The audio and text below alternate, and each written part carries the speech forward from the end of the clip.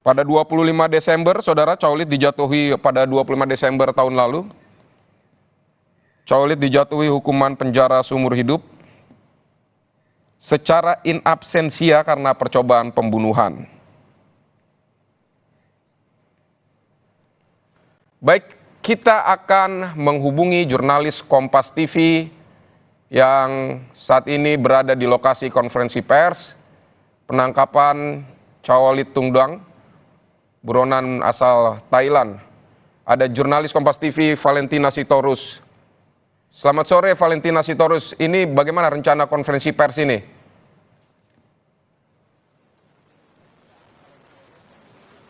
Melihat daripada rundown atau urutan acara yang sebelumnya memang dibagikan kepada rekan-rekan media oleh Bareskrim Mabes Polri, ini memang dikatakan bahwa konferensi pers terkait dengan penangkapan buronan Interpol Thailand dalam nama Chaulit Tongduang alias Pangnanode alias Sulaiman ini sebenarnya masih on schedule atau sesuai jadwal diupayakan pada pukul 15.00 waktu Indonesia Barat. Namun tadi sekitar 1 menit sebelum saya melaporkan kepada Anda terkait dengan situasi yang saat ini sedang berada di kantor Bareskrim Polri, utamanya di lobi lantai 9, ini memang masih dilakukan koordinasi persiapan yang memang tadi ada kendala sound system, sehingga ini juga menjadi salah satu faktor yang dimungkinkan mengapa konferensi pers ini belum juga dilakukan.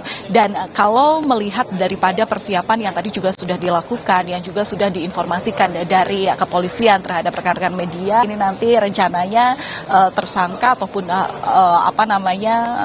buronan Thailand ini nanti akan dibawa untuk juga diperlihatkan kepada rekan-rekan media, awak media di rentang konferensi pers ketika dilangsungkan pada pukul 15.00 waktu Indonesia Barat. Tapi kalau berdasarkan informasi yang kami dapat sebelumnya melalui Polri juga, bahwa untuk penangkapan daripada buronan Interpol Chaulit Tongduang alias Pangnanode alias Sulaiman ini dilakukan oleh tim gabungan Hub Inter di Treskrimum Polda Sumatera Utara dan juga di Treskrimum Polda Bali, di mana tim gabungan Polri ini memang dipimpin oleh Kepala Bagian Kejahatan Internasional Kombes Pol Audi Latuheru, berhasil menangkap pelaku setidaknya dalam rentang tanggal 25 Mei hingga 31 Mei 2024. Memang kenapa tadi saya sempat menyebutkan bahwa penangkapan ini merupakan gabungan daripada sejumlah tim yang bertugas, antaranya juga di Reskrimum Polda Sumatera Utara. Ini memang karena disinyalir pelaku ini berpindah-pindah lokasi. Seperti yang Anda katakan tadi, bahwa memang pelaku ini diduga ini berganti nama, kemudian juga dengan caranya ini memuluskan diri untuk bisa berpindah-pindah lokasi dengan mengganti kartu identitasnya, sehingga tidak dipungkiri bahwa lokasi domisili tidak menetap bisa di Sumatera Utara dan akhirnya juga ditangkap di Bali berdasarkan juga dengan hasil kerja keras dari kepolisian daerah Bali sendiri. Sementara kalau untuk kronologi pengejaran, memang meskipun masih butuh konfirmasi kejelasan melalui konferensi pers yang dimungkinkan akan dilakukan sebentar lagi, ini perlu diketahui pada tanggal 25 Mei 2024 ini tim gabungan melakukan kegiatan penyelidikan, koordinasi kewilayahan dan pencarian kepada buronan Interpol ini selama 3 hari di Medan. Namun setelah proses ini dilakukan, pelaku diketahui telah berada di Bali. Maka semua penyelidikan yang sebelumnya sudah ada infonya dipegang oleh kepolisian Polda Sumatera Utara, ini kemudian juga dilemparkan ke Polda Bali untuk koordinasi lebih lanjut, mengingat juga ada dugaan bahwa pelaku ini memang sudah berpindah lokasi di Bali. Sementara itu, dalam proses pencarian di Treskrimum Polda Bali yang dipimpin oleh Kombes Pol Yanri Paransimarmata ini berusaha dikembangkan, dan kemudian selaku Kasubdit Jatanras ini juga kemudian Bali untuk melakukan penyelidikan lebih lanjut. Dan kemudian ini memang diketahui bahwa informasi dasar mengapa daripada buronan Interpol ini bisa sampai ke Indonesia, ini diketahui bahwa tersangka Tongduang alias Sulaiman ini berada di Indonesia dan telah berusaha menyembunyikan identitasnya dengan membuat identitas palsu dengan KTP alias Sulaiman, warga dusun Simpang, Kelurahan Payanaden, Kecamatan Madat, Aceh Timur. Ini saudara, ini adalah pihak-pihak dari kepolisian yang dimungkinkan nanti akan menyampaikan konferensi pers.